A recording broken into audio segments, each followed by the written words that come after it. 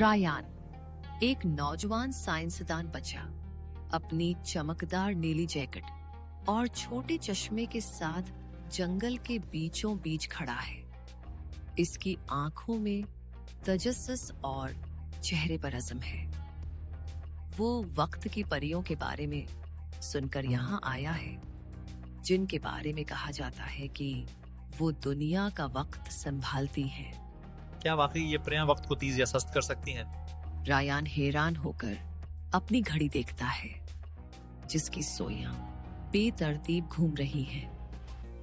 तभी एक सुनहरी धूल में लपटी छोटी सी शरारती परी नमूदार होती है। उसके हाथ में एक छोटी घड़ी है। टुक टुक।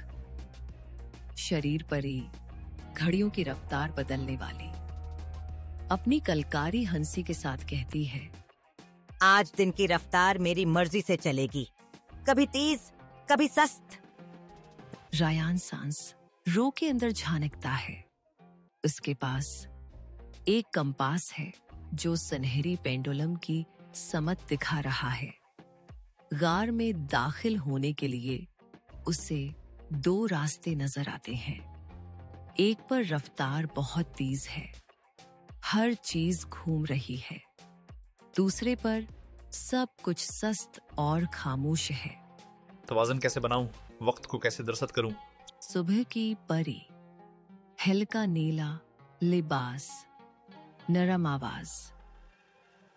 शाम की परी, नारंगी और सुनहरी पोशाक। रात की परी, गहरे नीले कपड़े, सितारों से सजी। रायान से मुखातब होती है, हर पल कीमती है रायान। तेज या सस्त वक्त की अपनी जगह, मगर असल ताकत तवाज़ुन में है। मुझे सुनहरी पेंडुलम चाहिए ताकि मैं टक टक को रोक सकूं। टक टक रायान को ललकारती है, अगर तुम तवाज़ुन ला सकते हो तो पेंडुलम ले लो, लेकिन याद रखो हर फैसला वक्त पर असर डालता है। रायान आंखें बंद करके अपने दिल की सुन लेता है। फिर आहिस्ता आहिस्ता दोनों रास्तों, तेज और सस्तेत पर एक एक कदम रखता है। वो दरमियान में आकर पेंडुलम को थाम लेता है। अचानक गार में सुनहरी रोशनी फैल जाती है। शायद मैंने वक्त के साथ खेलकर गलती की। हर लम्हा अपनी जगह कीमती है।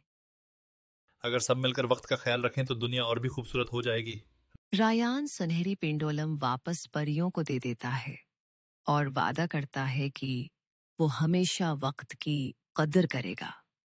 जंगल में फिर से मतवाज़न रोशनी और अमन छा जाता है।